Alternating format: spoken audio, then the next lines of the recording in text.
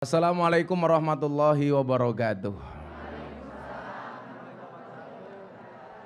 Alhamdulillahirabbil alamin wa kafa. Assalatu wassalamu ala sayyidina Muhammadinil Mustafa wa ala alihi wa sahbihi ahli sidqi wal wafa. Rabbi shrahli sadri wa yassirli amri wahlul 'uqdatam min lisani yafqahu qawli amma ba'du. Wa qala ta'ala innallaha malaikatahu yusholluna 'alan nabi ya ayyuhalladzina amanu shollu 'alaihi wa sallimu taslima. Shollu 'alan nabi Muhammad. Cintaku padamu mungkin tidak seindah surat cinta untuk Setarlah, tapi yakinlah cintaku padamu lillahi ta'ala. Yang pertama, izinkan saya minta maaf, sudah hampir setahun Pak RW ya, saya tidak mengunjungi tempat ini karena tolong tahun Mbah Murah ya. Baru setahun ya, kamu kangen sama aku ya. Mungkin hampir sekitar 8 bulanan lah atau 10 bulanan saya tidak nyambangi tempat ini karena berbagai hal. Tapi alhamdulillah Allah izinkan malam hari ini kita semuanya bisa hadir di tengah-tengah kesibukan kita semuanya, kesibukan mbak-mbak yang mungkin malam hari ini juga sudah janjian sama saya maksudnya gitu loh. Kita oleh Allah dikasih kesempatan terbaik. Mbak-mbak dan seluruh yang hadir yang saya muliakan, Allah itu ternyata menciptakan surga dan neraka sama-sama untuk ahli maksiat.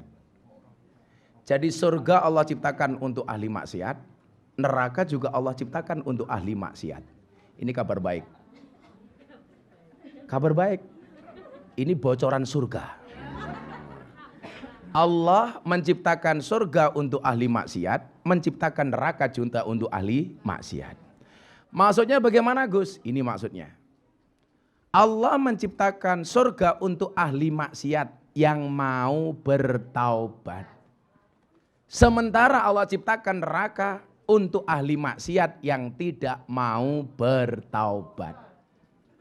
Nah, akan saya ceritakan satu kisah yang saya tadi baca, saya tulis sebelum saya datang ke tempat ini. Yang saya berharap cerita ini bisa memotivasi kita semuanya untuk menjadi hamba Allah apapun keadaan kita hari ini, mudah-mudahan kapanpun kita dipanggil oleh Allah dalam keadaan terbaik. Sehingga kemudian urusan seseorang di akhir kematiannya, di akhir hidupnya, itu menjadi rahasia Allah. Saya selalu katakan apa? Allah itu merahasiakan masa depan agar kita berprasangka baik. Makanya ini kan nggak tahu masa depannya besok seperti apa. Nggak ada yang tahu. Kalau saya bilang apa? Masa depan itu seperti sekumpulan tempe. Artinya apa? Nggak ada yang tahu. Ada yang tahu. Allah sengaja merahasiakan masa depan agar kita berprasangka baik, berencana yang baik, berusaha yang terbaik, serta bersyukur dan bersabar. Kenapa? Karena hidup itu isinya cuma dua, Nduk. Suka dan duka. Bagaimana cara menyikapinya? Bersyukur ketika suka, bersabar ketika duka. Lah ono tamu kuwi suka apa cita? Suka apa duka? Suka. Berarti lah ono tamu syukur apa sabar?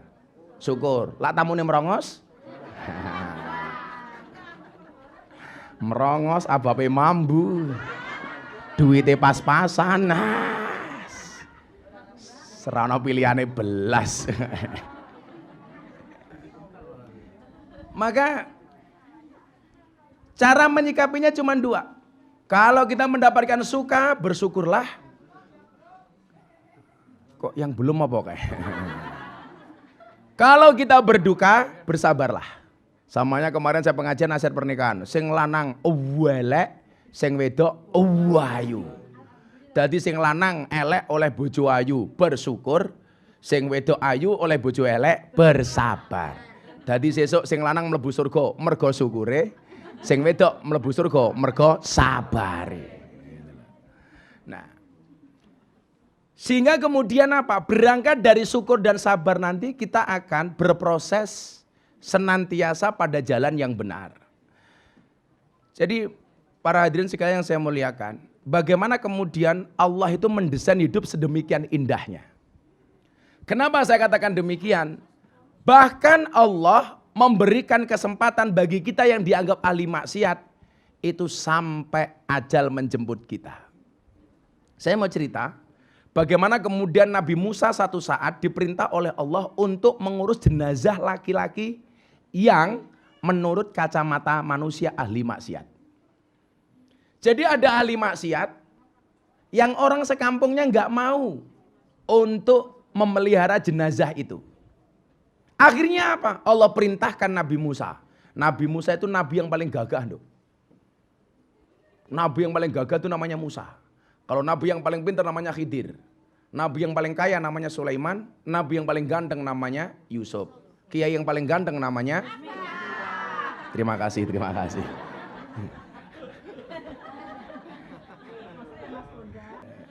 Ya kan saya bilang, saya itu tersinggung kalau ada mbak-mbak, mas-mas posting foto di media sosial, diedit cakep-cakep.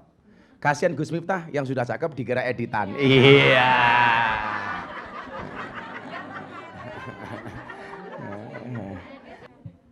Dinukil dari riwayat hadis dalam kitab Usfuriyah karya Syekh Muhammad bin Abu Bakar Al-Usfuri.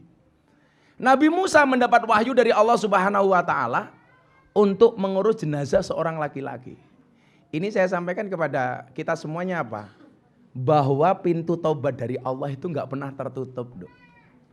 Makanya salah satu quote Gus Miftah yang paling viral di bokong truk apa? Bisa jadi dosamu sebesar kapal, tapi ampunan dari Allah lebih luas dibandingkan lautan. Jadi sak gede-gedene dosamu, luwih gede pangapurane Gusti Allah. Jadi saya itu orang yang pede masuk surga Pak Dandim. Saya pedenya kenapa? Karena orang masuk surga itu ternyata itu bukan karena banyaknya amal. Tapi karena rahmatnya Allah. Makanya kenapa saya bilang sama Pak RW tolong pengajian diumumkan kepada mbak-mbak semuanya. Sekali saja ikut pengajian, ayo sebulan sekali atau berapapun kita kesempatan waktu ada kita ngaji. Siapa tahu waktu yang kita luangkan untuk ngaji ini mendatangkan rahmatnya Allah. Dari semua dosamu, Allah tutup dengan rahmatnya, sehingga dengan pengajian itu kita mendapatkan pengampunannya. Amin. Kita nggak pernah tahu. Orang sekarang bilang begini, Gus, apakah amal baik itu kalau diposting pasti riya? Oh enggak. Kata Imam Al-Ghazali apa? Kalau kamu yakin kamu bisa menjaga hatimu dari pamer, maka amalmu diperlihatkan saja nggak ada masalah. Sehingga apa? Niatnya untuk ngajak orang lain. Jadi kalau kamu ngaji kayak gini, di posting gak ada masalah, kamu posting. Yang penting kamu jaga hati, niatnya tidak riya, niatnya tidak pamer. Tapi apa? Supaya memotivasi orang lain. Maka saya bilang, ketika kawan-kawan saya seperti Raffi Ahmad, Atta Halilintar waktu itu posting sedekah di medsos, dibully. Masa sedekah kok diposting? Saya bilang, yang diposting belum tentu pamer, yang tidak diposting belum tentu ikhlas. Karena apa? Sedekah itu terang-terangan maupun tersembunyi boleh. Yang enggak boleh itu enggak sedekah tapi terang-terangan cangkeme cerewet. Wongnya ya tekoi. Ya melu guyu gitu loh. Biasanya jilbabnya ungu biasanya. Yang jilbabnya coklat insya Allah luweh nemen.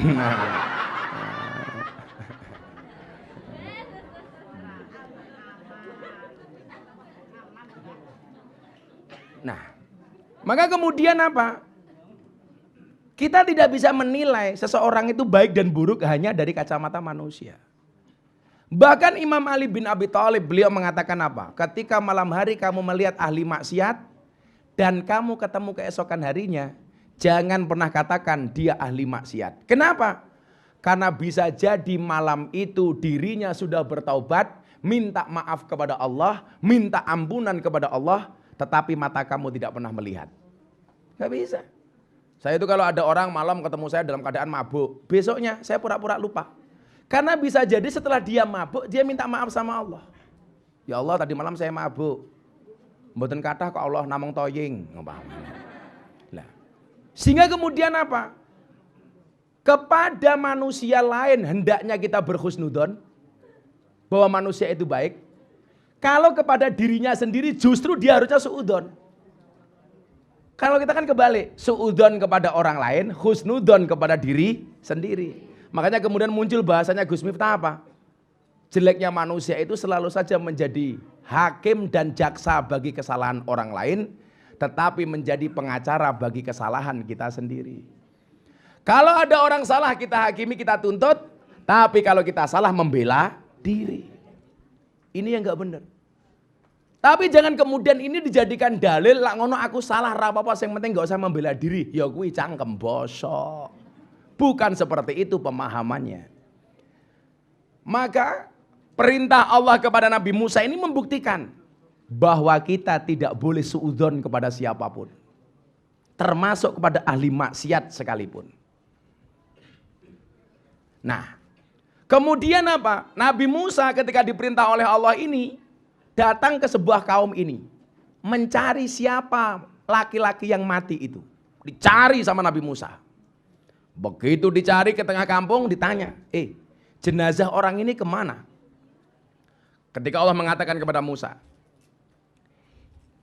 wahai Musa, kata Allah, di suatu perkampungan ada seorang laki-laki mati. Tolong kamu cari, kata Allah. Begitu dicari sudah tidak ketemu. Ternyata apa? Laki-laki ini sudah dibuang ke tempat pembuangan sampah.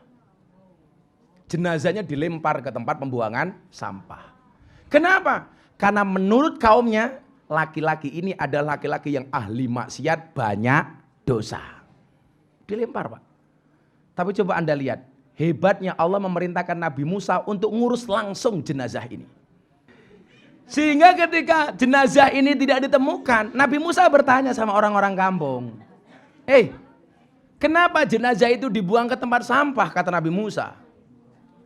Apa jawaban orang-orang kampung, Dok? Orang-orang kampung jawab begini, Musa, dia itu ahli maksiat, dosanya banyak, hidupnya diselimuti dengan perbuatan dosa dan maksiat. Ini kacamata manusia. Akhirnya apa? Akhirnya kemudian Nabi Musa mencari jenazah tersebut. Yang menjadi pertanyaan adalah kenapa begini? Kenapa orang-orang itu mengatakan jenazahnya ini orang jelek, tapi kok Allah mengatakan baik? Coba sekarang kalau saya mau tanya sama mbak-mbak saya di sini, Dok, kalau kamu disuruh milih, kamu pilih mana? Baik di mata manusia, jelek di mata Allah, atau jelek di mata manusia, baik di mata Allah? Kalau saya disuruh milih, saya milih baik di mata manusia dan baik di mata Allah. Iya. Kalian itu tak kasih tahu ya, Dok ya. Kalau berdoa itu jangan minimalis gitu loh. Kita itu doanya minimalis, ya Allah, saya punya suami jelek nggak apa-apa, ya Allah, yang penting soleh. Salah. Doanya bukan begitu. Ya Allah, saya punya suami tampan nggak apa-apa, ya Allah, yang penting soleh dan kaya, ya Allah, ngono loh.